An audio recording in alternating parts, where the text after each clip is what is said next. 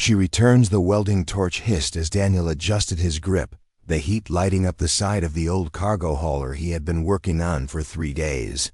His jumpsuit soaked in sweat and his mind lost in the comfort of simple labor. The world around him was quiet, the hangar dim and dusty, only the sound of tools and his own breath keeping him company. Then he heard footsteps, slow, steady, not rushed, but not careful either, a kind of confident approach that made him pause. He turned his head and saw a tall hooded figure walking toward him, not a customer, not a merchant, not anyone from the nearby colonies. Stood up slowly, eyes squinting. As the figure stopped just a few feet away, the hood pulled back and he felt like his heart stopped. It was her Rena. 7 years ago, he thought she had died in the explosion on Varex 6, where humans and aliens were being hunted and where he had risked his life to pull her from a burning prison cell. She had vanished in the chaos and he had never heard from her again. But now here she was standing in front of him in the same kind of rough desert cloak she wore then, and beside her was a child. Boy looked up at him, curious and quiet. His skin was pale like Daniel's, but his eyes glowed faintly, silver like hers. Daniel felt his stomach twist. "You're not supposed to be alive," he said, barely able to breathe. "No," Rena replied, her voice soft but steady. "I had to disappear. I had to keep him safe." Daniel looked at the boy again, a million thoughts crashing into his mind. He was 6, maybe 7 years old. He was holding Rena's hand tightly and looking up at Daniel like he was something important. "What's his name?" Daniel asked. "Leo," she said gently as he, "Yes." Daniel took a step back, his hand running through his hair, trying to understand what she was saying. "You left me, you vanished. I thought you were dead. I had no choice. Rena said they were hunting me. They would have killed me. And if they found out about him," she looked at the boy, her voice breaking. "For the first time I couldn't risk it." Daniel looked down at Leo, who reached out and held his finger with tiny glowing fingertips that didn't feel human. "Do you want from May? Need your help," she said again. "I can't keep running. They're getting closer. I barely made it off the last colony without being caught. Who's chasing you? Not just bounty hunters." She said something worse, a faction that doesn't want peace between our kinds. They know about Leo, or at least what he might be. They believe he could change everything, and they want to stop that before it begins. Daniel took a deep breath, trying to stay grounded, but the hangar felt smaller, suddenly heavier, like the walls were closing in. Why come back now? Because he's starting to change, she said. His abilities are growing. He's doing things I can't explain, and I think he needs you and not a soldier anymore. No, you're something better. You're human, and you're his father." Daniel looked at her for a long moment, and then at the boy. "Does he know only that you saved my life a long time ago?" She said. "He doesn't know the rest." Rena opened her satchel and pulled something out. It was a crystal, faintly glowing, humming in a strange rhythm. It pulsed once. When Leo looked at it, "This is what they're after," she said. "It was given to me by the elders of my world. They believed it would respond to whoever could carry both bloodlines. It's active now, and that means they're coming." Daniel didn't know what to say. His mind a storm of fear, anger, confusion, and something deeper that scared him more than all of that.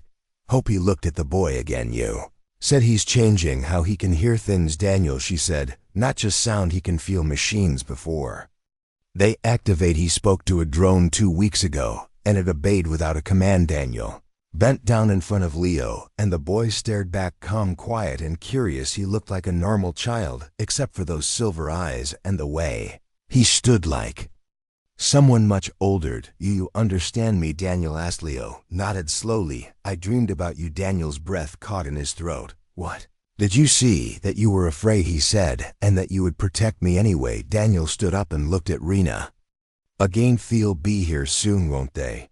She nodded. "I think someone followed me off-world. I did everything to avoid them. But then we don't stay here." Daniel said. "Not even one more night." "Where can we go?" "I know a place, a scrapyard on the far moon." "No one goes there anymore. We can lay low until I figure this out." "You'd do that after everything you showed up with my son?" Rena, she looked at him with wide eyes, and for the first time since she arrived, she looked afraid. "There's something I didn't tell you." Daniel frowned. "What now?" "Leo isn't just some hybrid child with abilities," she said quietly. "He's part of something much older than us. Older than war." "What Does that mean I don't fully know, she whispered, but he's the key to something. And if they get him, the galaxy won't survive. Daniel looked at the dark sky through the hangar gate. Then, we'd better move fast, because if what you're saying is true, they already on their way. The hidden past, the night sky over the outskirts of the colony was darker than usual as Daniel pushed the controls of the old transport ship, its engines groaning with every movement beside him. Rena held Leo close, her eyes scanning the sky, as if danger could fall from above at any second. They had left the hangar without alerting anyone, no records, no trail, and Daniel used back routes through abandoned airways, tunnels that only old mechanics like him still remembered. You said you knew a place, Rena asked, her voice quiet. It's a scrapyard, Daniel replied, far out on a moon called Tila 5. Not many go there anymore. It's full of rusted ships, broken bots, nothing but dust and junk, perfect for hiding. And you trust trust that no one would ever think to look for a child that could change the galaxy in a trash heap. Rena nodded as if that made perfect sense, her fingers brushing Leo's hair gently while he stared silently at the glowing buttons of the dashboard. What's going through your mind? Daniel asked her. Everything, she said. I kept him hidden for so long. I never wanted to bring him near you, not because I didn't trust you, but because I thought I could protect him alone. Why me? Daniel asked again. I'm just a man who used to fix weapons and engines. You have tech, you have cloaking skills. You had 7 years to hide. Why now? Because he's starting to ask questions. She said he wants to know who he is, and I can't lie to him anymore. Daniel glanced at the rear sensors, then back at her. You said there's more to him than just DNA. What did you mean? Rita looked down and took a slow breath. There is something buried in my people's history. We used to believe that if a union ever happened between our kind and yours, it would be a sign that the war between our species would come to an end. A prophecy, something like that, she said. But it was always dismissed as myth until he was born, and when he was born, he activated something inside a relic buried deep in the mountains of my homeworld. She continued. The crystal I showed you in the hangar, it came to life for the first time in thousands of years when he touched it, and when it lit up, a signal was sent across space. What kind of signal? Something that woke others up, old factions, those who don't want peace, those who live on war and fear, and they want him, Rena said, or worse, they want to make sure he never grows to become what the prophecy spoke of. Daniel gripped the controls tighter, his mind spinning. Leo sat silently watching everything, then pointed at the screen. There's a ship behind us. Daniel's eyes snapped to the radar. He's right. The ship was small and fast, too fast for their old cargo vessel to outrun. How did he know that before the scanner did? Daniel asked. He felt it, Rena said. He senses energy movement even before the tech detects it. What do we do? Land, Rena said. Take the back tunnel into the scrapyard and hide. We won't win in the air. Daniel nodded and began descending toward Tila 5. The moonscape below them, dull and cracked, rust-colored metal piles scattered across a massive field of broken machines. They landed hard, the transport kicking up clouds of dust, and Daniel rushed to open the hidden hatch under the cockpit. Floor down here, he said, motioning for them. They crawled through a narrow passage into a dark underground corridor, once part of an old mining station, now filled with leftover parts, tools, and silence. Daniel sealed the hatch behind them. For a few minutes, they sat quietly, catching their breath. Leo climbed into Rena's lap while Daniel sat across from them, wiping sweat from his forehead. Why didn't you tell me you were pregnant back then? Daniel asked softly. I didn't know until after the battle, Rena replied. I searched for you, but the colony was destroyed, and the council ordered me to disappear. They feared what he could become. So you were hiding from your own people, too? Yes, not everyone wants war to end, Daniel. Some need it to survive. And if this boy brings peace, those people lose everything. Daniel looked at Leo. The boy was humming to himself softly, not a song, but a low frequency, almost like a machine. What is he doing? He's connecting, Rena said. He listens to the metal, the energy, the world around him. It's not normal, no, it's not, she said. But he is not meant to be normal. The sound of footsteps echoed above. They found the ship. Stay quiet, Daniel whispered, reaching for a wrench tucked into the side panel. Rena held Leo tighter her breath shallow above them boots clanked metal dragged voices. Spoke in a language Daniel didn't understand. He moved slowly through the tunnel to a small grate and peeked up through the shadows. Two masked soldiers scanned the ship with high-frequency lights weapons ready. They don't look like bounty hunters. He whispered they look military, not official. Rena whispered back rogue sector mercenaries, exiles from both sides who work for the highest bidder then. Someone hired them to find him. Yes, and whoever did isn't far behind. One of the soldiers paused and looked directly at the grate. Daniel ducked back, heart racing. Did he see you? Rena asked. I don't know. Daniel whispered, but we can't stay here. They'll search every bolt and panel until they find something. Then we move where? There's an old signal tower on the north edge of the scrapyard. Rena said, if we can reach it, I can send a coded message to someone who might help us, someone who still believes in peace. Can you trust them? I have to. Daniel nodded and reached for a small toolkit hidden in the wall behind him. He handed it to Leo. Think you can help me reroute the circuit without alerting the heat sensors? Leo opened the kit without a word, fingers working with surprising precision. Within seconds, the grate above them hissed and opened just enough for them to slip through unnoticed. How did he do that? He just knows, Rena said with a voice filled with something that sounded like awe and fear at the same time as they crawled through the junk maze toward the signal tower. Daniel looked at the boy in front of him and felt something shift inside him. Not just a sense of duty, not just guilt or confusion, but something deeper. This child might be more than just his son. He might be the start of something bigger than any of them could imagine. The flight, the wind howled through the metal graveyard as Daniel led the way past giant broken engines, torn shuttle wings and forgotten machines. The ground was uneven, filled with rust and cables, but Leo moved ahead with ease, his small hands glowing faintly, guiding them like he could sense which way was safe. Daniel kept looking back, his heart racing with every step. Rena held Leo's cloak in case they had to run, but Leo did not seem afraid. His eyes scanned the wreckage, calm, as if he already knew they were being followed. The signal towers near. Rena whispered it was once used by miners. It can send a message through private channels. Someone will answer. They have to, she replied, or we're alone. Daniel wasn't sure if that was hope or desperation in her voice, but he said nothing and kept moving above them. The sky crackled with faint lightning, the sign of approaching storm clouds. Not natural, not planetary. It meant a ship had entered the lower atmosphere, probably cloaked. They're here, Daniel said. Under his breath, Leo suddenly stopped. He placed his hand on an old metallic door, and the surface shimmered for a moment. The lock hissed and opened with a soft click. How did you do that? Daniel asked it. Talk to me, Leo said simply. Inside the room, wires hung from the ceiling, lights flickered, and dust coated every corner. At the back of the room was an ancient console covered in dust and grime. This is it, Rena said. We just need power. Daniel moved to the back panel, pulling tools from his belt.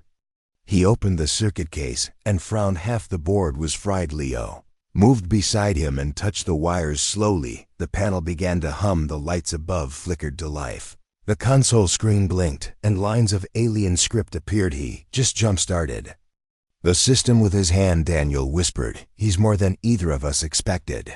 Rena said. The console beeped as Rena tapped a few commands, then pressed her palm on the pad. Messages sent, she said. Now we wait. They didn't have to wait longer. Low thump shook the walls, then another. The sound of boots, metal scraping, voices in the wind. They're here. We can't fight, Rena said. Not with Leo here. Daniel grabbed a metal pipe from the floor and stepped in front of the doorway. We have no choice. If they see him, we're done. Leo tugged at Rena's sleeve. They're scared, he said. Who is the men outside? He whispered. They're scared of him. Why? Because they know what I can do. The door burst open. 4 armed soldiers stormed inside, their suits dark armor plates covered in dust and symbols. Daniel didn't recognize the leader, pointed a rifle directly at him. Step away from the child, no chance. Daniel replied, gripping the pipe tighter. The soldier took a step forward until Leo raised his hand. A pulse of energy burst from his palm, hitting the rifle and sending it flying across the room. Soldier froze, staring at the boy like he had seen a ghost. What is he? The man said. He's my son. Daniel growled. And you're not taking him. Leo's eyes glowed brighter. He raised both hands, and the entire room seemed to shift. Wires curled around the soldiers' boots. Machines came to life. Screens flashed static, and the lights pulsed with rhythm like the heartbeat of something waking up the soldiers. Panic too ran out, shouting when stayed frozen. The leader stared at Leo with wide eyes, then turned to Daniel. "They'll keep coming," he said. "You have no idea what he really is then." "Tell me," Daniel said. The soldier hesitated, then dropped his weapon. "I was hired to find the hybrid, but I didn't expect this." "What were you told?" "That the child was dangerous, that if he reached maturity without control he could command machines, bend space, walk through locked energy fields, even interface with ancient tech no one understands." Daniel looked at Leo, who was now breathing heavily but calm. "Who told you this?" "An old war faction from the black side of the stars," the soldier said. "They think this child is the prophecy, a being that could either unite the galaxy or burn it down." Daniel stepped forward and pointed the pipe at the soldier. "Then you better pray it's the first one." Soldier nodded slowly, then ran. "They'll bring more," Rena said. "Then we run again," Daniel replied. "Where to now?" "There's a place," Daniel said. "A moon that's off most maps. My father once told me about it when I was a kid. Place where machines are buried in silence. It's dead land, but no one watches it because no one thinks life can grow there." "It sounds perfect," Rena said. They loaded what they could into a hover sled and moved quickly through the scrapyard. Daniel led the way. Rena followed, and Leo walked between them, his hand glowing faintly, lighting the path ahead. As they reached the clearing, Daniel saw the ship he kept hidden under tarp and dust, a small cargo scout, barely functional but fast enough to escape. They climbed aboard and powered it up. The engines groaned, then roared to life. The sky above was beginning to light up with flashes, not lightning this time, but scanner bursts. They were searching for them. Leo sat near the front window, staring into the sky. "Are you all right?" Daniel asked him. "I think so," Leo said, "but something is changing inside me." "What do you feel like?" "I'm waking up," he whispered. Daniel sat beside him and placed a hand on his shoulder. "Whatever you are, whatever this means, you're not alone. Not anymore." The ship lifted off, pushing through clouds and broken sky. And as they left the scrapyard behind, Daniel looked down at the place where everything changed. He had started the day as a mechanic, just another man on a quiet colony now. He was flying through the stars with an alien woman, a child who might change the universe, and a target on all their backs. And deep down he knew this was only the beginning, the ultimatum. The ship rattled as it entered the orbit of the dead moon below them. There was no light, no signal, no trace of activity. Just cracked ground, scattered metal, and the silence of a place forgotten by time. Daniel steered through the thick gray clouds, eyes sharp, fingers tight on the controls. "Are we sure this is safe?" Rena asked, looking out at the lifeless landscape. "As if no one knows about it," Daniel replied. "This place never got mapped because the last mining team vanished decades ago. No colony, no broadcasts, no interest. That means no backup if something goes wrong." "Exactly," Daniel said, "and no one hunting us will think to look here." They landed near a ridge covered in broken towers, twisted beams, and black soil. The dust outside moved like smoke, swirling low around their boots as they stepped out of the ship. Leo walked ahead, not speaking, his eyes fixed on something none of them could see. "What is it?" Daniel asked him. "Something is calling," Leo said quietly. Rena grabbed his hand, calling. "How?" "I don't know. It's like a sound in my chest." They followed him over the ridge and into a valley. Surrounded by jagged rocks, in the center was a large circular platform made of smooth metal, half buried under the dust of forgotten years. Daniel knelt beside it, brushing off the surface. "This is old, maybe older than any tech I've ever seen. It's not from my world either." Rena said, "This is something else." Leo stepped onto the platform. The moment his foot touched the center, the ground lit up and soft blue light symbols flickered to life, forming a pattern around him. Raised his hand and the symbols rose into the air, rotating slowly like a hologram. "What's happening?" Daniel whispered. "He's activating it," Rena said, her voice trembling. "Activating what?" The child opened his mouth, but instead of words, a low pulse came out. The ground around the platform trembled, and then from beneath the dust, something huge began to rise. A tower, a machine, something Ancient and massive, pushing up from the soil. Daniel stepped back, staring in disbelief. What is this place? I think it's a vault. Rena sighed. Vault of what? Knowledge, power, I don't know, but it responds only to him. As the structure unfolded, a beacon lit up at the top, sending a wave of light into the sky. Daniel's heart dropped. That just broadcasted our location. He turned to run back to the ship, but it was too late. A shadow moved across the valley, a sleek black warship descending from above. No, Daniel muttered. They must have tracked the signal. The warship landed with a hiss. Soldiers poured out in dark armor, surrounding them within seconds. They were surrounded, weapons aimed, faces hidden behind glass. Step away from the child there, Commander said. Daniel stood in front of Leo. You're not touching him. He is not your concern. The commander said. His power belongs to the council. He is not a boy. He is a key. Is my son, Daniel shouted. Is not human, and he is not alien. The commander said. He is something new and something dangerous. Behind them, the vault began to pulse again, its light growing stronger. The soldiers shifted nervously. Daniel whispered to Rena, any ideas? One, she said, but it will hurt. Do it. Rena raised her hand and touched the ground. Her skin began to glow with faint green light. The air around them grew heavy, and suddenly a wall of energy burst out from her, sending several soldiers flying back. Leo, stay down, Daniel yelled, and charged forward, swinging a metal rod at the nearest soldier. Rena fought with fierce precision, using every bit of energy she had learned from years of exile. Her strikes were fast, her movements sharper than ever before. They were outnumbered. Within minutes, Daniel was thrown to the ground, held by two soldiers. Rena was on her knees, her arms bound in metal cuffs. The commander stepped forward, looking at Leo, who had not moved from the platform. Come with us, he said to the boy. We can teach you control. You are too valuable to waste among the broken. Leo looked at Daniel, looked at Rena, then took a step forward and raised his hand. No, the light from the vault exploded outwards, knocking everyone off their feet. Machines in the soldiers' armor shut down. Screens went black. Rifles shorted out. Leo walked forward, his eyes glowing brighter than ever, his voice calm and powerful. I am not a key. I am not a weapon. I am not yours. Ground trembled again, and the ancient tower behind him began to shift, metal plates folding and revealing a core of light. The vault is opening.